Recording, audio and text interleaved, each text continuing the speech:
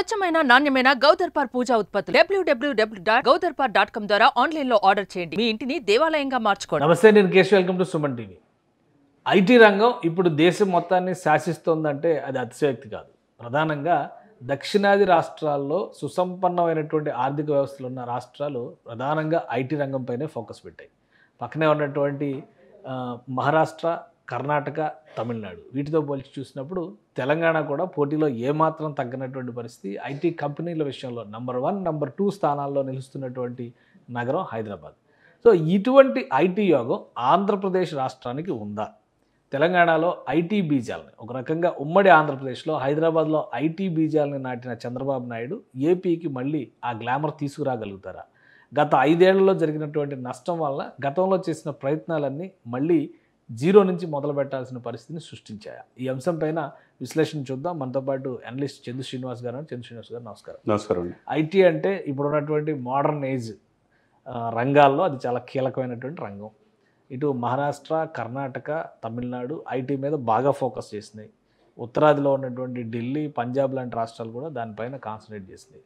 తెలంగాణ రాష్ట్రం ఇప్పుడు తనదైన శైలిలో ఐటీలో దూసుకుపోతుంది. ఆంధ్రప్రదేశ్ పరిస్థితి ఏంటి, భవిష్యత్తు ఏంటి ఈ విషయంలో? డెఫినెట్గా అండి, పక్కనున్న హైదరాబాద్ని మనం ఆదర్శంగా తీసుకోవాల్సిందే. ఎందుకంటే ఆ రోజు బీజాలు వేసింది చంద్రబాబు నాయుడు గారే. ఇప్పుడు ఈ రోజును చూసుకుంటే 2.68 లక్షల కోట్ల ఎగుమతులు ఒక ఐటీ ద్వారానే హైదరాబాద్ జరుగుతుంది. అంటే fastest growing city in the world Hyderabad రూపాంతరం చెందుతుంది.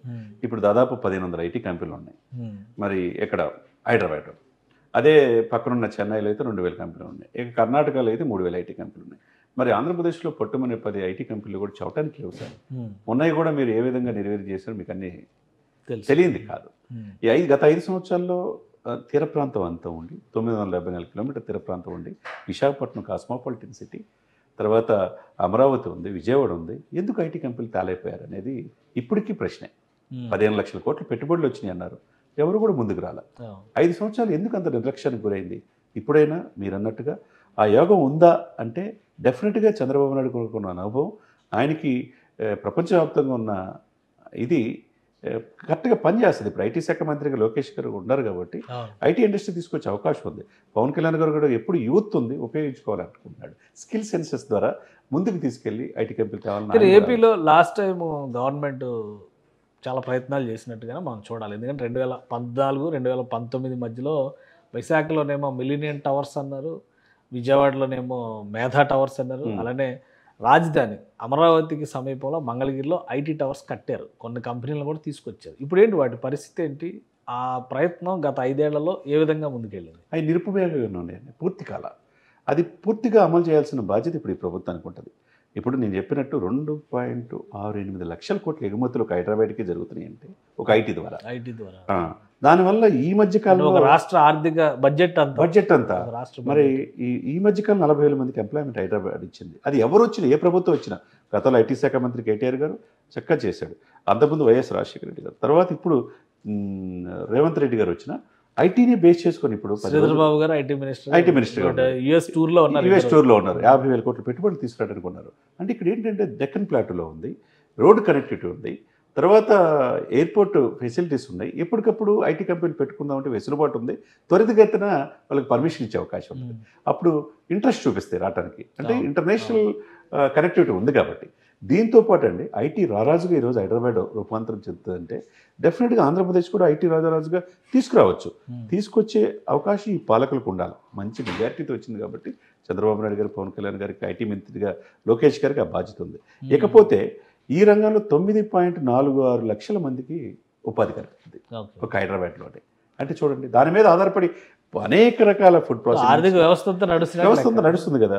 అది ఇప్పుడు టార్గెట్ 2025కి ఏం పెట్టుకున్నారు? 11 లక్షల మందికి ఉద్యోగులకు ఎంప్లాయ్మెంట్ చేయడానికి తెలంగాణ ప్రభుత్వం, ముఖ్యంగా హైదరాబాద్ ఉపాధి 2025 నాటికి 11 లక్షల మందికి తీసుకెళ్తానికి ముందుకెళ్తుందంటే దీన్ని చూసి మనం నేర్చుకోవాల్సిన అవసరం ఉంది కదా. అంతే కదండి. అంటే హైదరాబాద్తో పోలి చూసుకున్నప్పుడు ఇప్పుడు అమరావతి నిర్మాణానికి కొత్త ప్రభుత్వం కొద్దిగా వేగంగా పావులు కదుపుతుంది. అవునండి. అటువైపు ఆంధ్రప్రదేశ్లో ఇటు అమరావతి, అలానే శ్రీ సిటీ, తిరుపతి, వైజాగ్, ఈ మూడిట్లో ఐటీకి అనుకూలమైనటువంటిది ఏది? ఐటీ పైన ఫోకస్ పెట్టాలంటే ఏ నగరం పైన గవర్నమెంట్ ఫోకస్ పెట్టే అవకాశాలు ఉన్నాయి? డెఫినెట్గా అండి, గుంటూరు విజయవాడ మధ్య నాగార్జున యూనివర్సిటీ పరిస్థితుల్లో డెఫినెట్గా ఐటీ కేంద్రీకరించవచ్చు. మీరు అన్నట్టు శ్రీ సిటీ అప్ టు చెన్నై వరకు ఉంది కాబట్టి అక్కడ ఎక్కువగా ఎంప్లాయ్మెంట్ కల్పించవచ్చు. దీంతోపాటు ఈ మధ్య చంద్రబాబు నాయుడు గారు పోలింగ్ ఇంటర్వ్యూలో చెప్పాడు, నేను ఆర్టిఫిషియల్ ఇంటెలిజెన్స్ కేంద్రాలుగా గుంటూరుని, అమరావతిని, విశాఖపట్నాన్ని ముందుకు తీసుకెళ్తా అన్నాడు. మరి ఆ విధంగా తీసుకెళ్లే పని అయితే కదా నిజంగా ఫ్యూచర్ అంతా ఆర్టిఫిషియల్ ఇంటెలిజెన్స్ ద్వారానే ఉంది. ఈ టెక్నాలజీతో పాటు అందిపుచ్చుకునే అవకాశం ఉన్నది. అనేక ఇంటర్నేషనల్ కంపెనీలు, మైక్రోసాఫ్ట్ కాడి నుంచి మిగతా కంపెనీలు, గూగుల్, ఇవన్నీ, ఫేస్బుక్, ఇన్స్టా, ఇవన్నీ వచ్చే అవకాశం ఉంది. వాళ్ళ పెద్దలతో మాట్లాడి డెఫినెట్గా ఈరోజు రేవంత్ రెడ్డి గారు చేసే ప్రయత్నం కమింగ్ 1 or 2 monthsలో చంద్రబాబు నాయుడు గారు ఐటీ మంత్రిగా, లోకేష్ గారు కూడా ఇతర దేశాలు వెళ్ళి డెఫినెట్గా ఆంధ్రప్రదేశ్ నుంచి వెళ్ళి వివిధ కంపెనీలు సీఈఓగా తెలుగు వాళ్ళు ఉన్నారు. వాళ్ళు ఆంధ్రప్రదేశ్ అభివృద్ధి కోసం నడిపించాల్సిన అవసరం ఉంది. అదే సమయంలో ఇప్పుడున్న ఇది ఏదైతే తెలంగాణకి ఇంత అవకాశం వచ్చిందో ఐటీ ద్వారా, అంత పేరు వచ్చిందో, fastest growing city in the వరల్డ్గా రూపాంతరం చెందుతుందో, అది అమరావతిని కూడా డెఫినెట్గా చేసే అవకాశం ఉన్నది. అటు కర్నూలు తీసుకున్న రాయలసీమలో అక్కడున్న అన్ఎంప్లాయ్మెంట్ని పోగొట్టి తిరుపతి కేంద్రంగా మనం ఐటీ అబ్బు చేయొచ్చు. తిరుపతి ఒకటి చేయొచ్చు, నెల్లూరు సిటీ చేయొచ్చు, తర్వాత ఒంగోలు, గుంటూరు మధ్య చేయొచ్చు, తర్వాత గుంటూరు కేంద్రం, గుంటూరు విజయవాడ మధ్య నాగార్జున యూనివర్సిటీ ఉంది, ఇక విశ్వవిద్యాలయ కనెక్టివిటీ ఉంది, ఆంధ్ర యూనివర్సిటీ ఉంది, విశాఖపట్నం చేయొచ్చు. పోతే గోదావరి జిల్లాలో రాజమండ్రి కేంద్రంగా కూడా చేసే అవకాశాలు స్పష్టంగా ఉంది. తీర ప్రాంతం ఉంది సార్, 974 కిలోమీటర్ తీర ప్రాంతం ఉంది. ఫుడ్ ప్రాసెసింగ్ యూనిట్తో పాటు ఐటీ పరిశ్రమ కూడా తీసుకొస్తే డెఫినెట్గా కనెక్టివిటీ, విశాఖపట్నం ఇంటర్నేషనల్ ఎయిర్పోర్ట్తో పాటు భోగాపురం ఇంటర్నేషనల్ ఎయిర్పోర్ట్ రాబోతుంది, రాజమండ్రిలో ఒక ఎయిర్పోర్ట్ ఉంది, గన్నవరం కూడా ఇంకా అప్లిఫ్ట్ చేస్తున్నారు. మరి ఇంత తిరుపతి ఎయిర్పోర్ట్ ఉంది, ఇంత ట్రాన్స్పోర్ట్ ఫెసిలిటీతో పాటు రోడ్ కనెక్టివిటీ ఉంది. కాబట్టి హైదరాబాద్ అంత కాకపోయినా దాన్ని ఆదర్శంగా తీసుకొని అమరావతిని తీసుకొస్తే మీరన్నట్టు ఇందాక 2.5 లక్షల కోట్ల బడ్జెట్ రాష్ట్ర ప్రభుత్వ బడ్జెట్తో సమానం. 2.68 లక్షల కోట్ల ఆదాయం ఎగుమతులు జరుగుతుందంటే అది అందిపుచ్చుకొని ఈ కూటమి ఆంధ్రప్రదేశ్లో ముందుకు తీసుకెళ్తే కనుక ఉజ్వలమైన భవిష్యత్తు ఆంధ్రప్రదేశ్కి ఉండే అవకాశం ఉన్నది. Right. Thank you Srinivas sir.